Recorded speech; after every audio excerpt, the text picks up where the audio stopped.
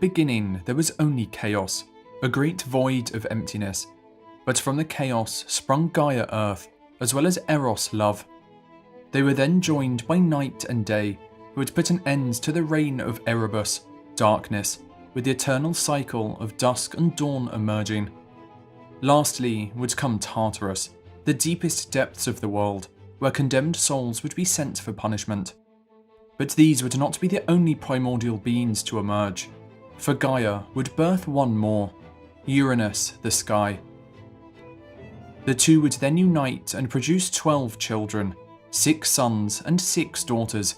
These children would be known as the Titans. Among them was Oceanus, a great river that encircled the world. He would be joined by his brother Hyperion, the sun, who would ride his great chariot across the sky, shining light down upon the earth. But when day became night, his daughter Selene, the moon, would emerge, shining her light into the darkness. But Uranus was a cruel father to the Titans, locking his children deep within the earth. To escape, they would look to their mother Gaia, who fashioned an indestructible sickle that she gifted to her youngest and strongest son Cronus.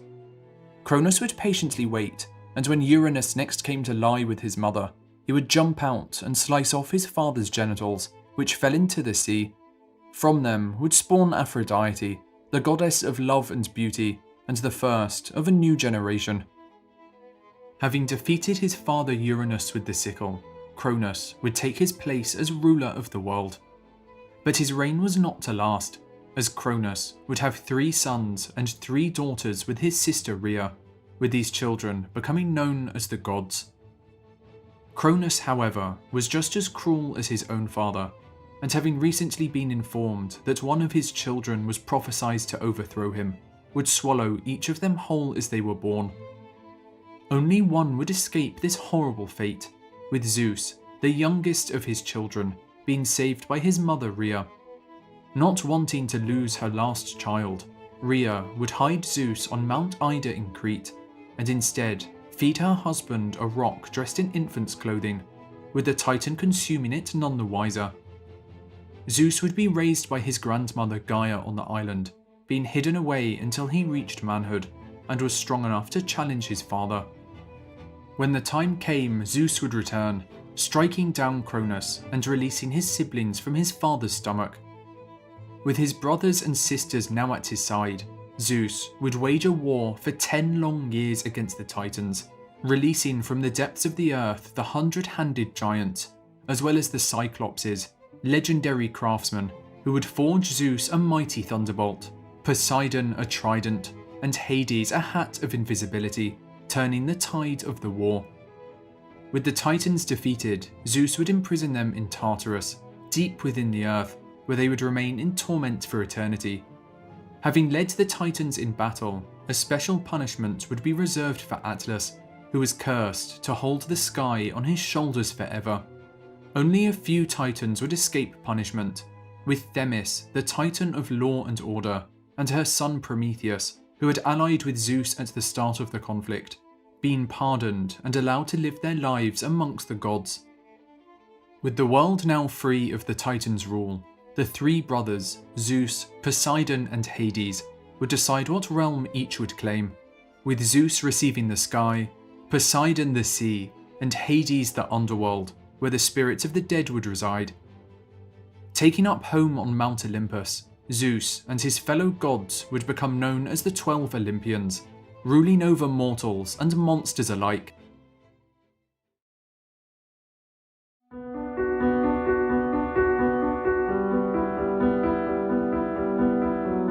While the gods now ruled Earth, Prometheus, one of the only Titans spared, was not satisfied with its inhabitants. He saw only beasts, mindless creatures that were barely worthy of attention.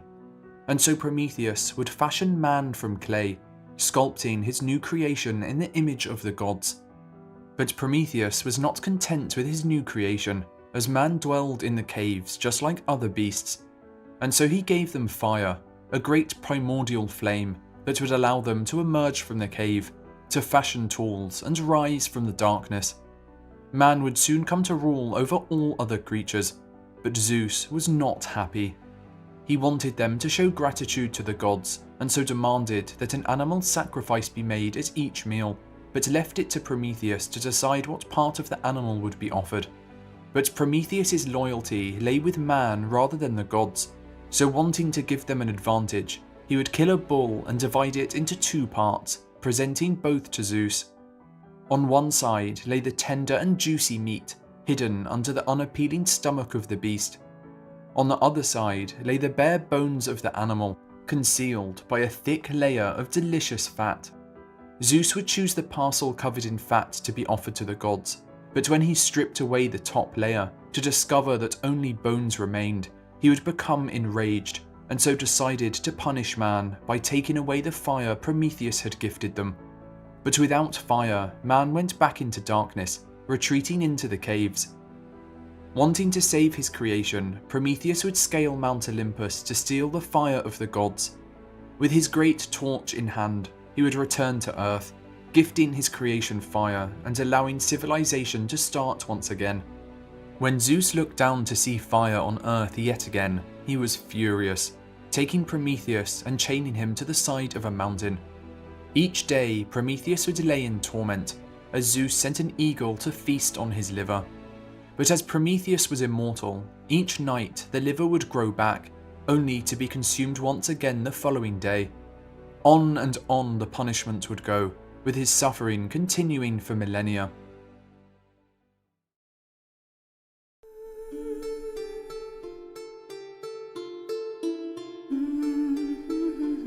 But Zeus was not done and wished to punish humanity further, asking Hephaestus to craft a being capable of inflicting great suffering upon man.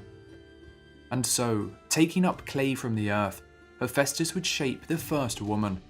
From Aphrodite she gained her emotions and beauty, and from Zeus an insatiable curiosity. Hermes would give her the gift of speech, but also grant her her name, Pandora, meaning all gifts, as she had received an offering from each of the gods. Pandora was then given a final gift by the gods, a sealed box that she was told contained special gifts, but was forbidden from ever opening. Zeus would then instruct Hermes to deliver Pandora to Earth, where she would soon marry the Titan Epimetheus, the brother of Prometheus. Prometheus had advised his brother not to take anything from the gods, but he was so struck by Pandora's beauty that he accepted her without thought. For a time, the two would live happily together, exploring nature and having a daughter named Pyrrha, who brought them great joy. But in all her curiosity, Pandora's mind would always wander back to the box. As days turned to weeks and weeks to months, her curiosity turned into a burning desire. Finally, she could resist no more, peeking into the box to see what was inside. But the moment she did, a great cloud filled the air. Out sprung all the evils Prometheus had kept away from man, with greed and envy, as well as old age and disease, all escaping into the world. By the time Pandora managed to close the lid, there was only one thing remaining inside: hope. It was to be Zeus's greatest punishment, for with hope, men would cling on to their lives through all adversity, ensuring they endured the hardships that now burdened them for the rest of time.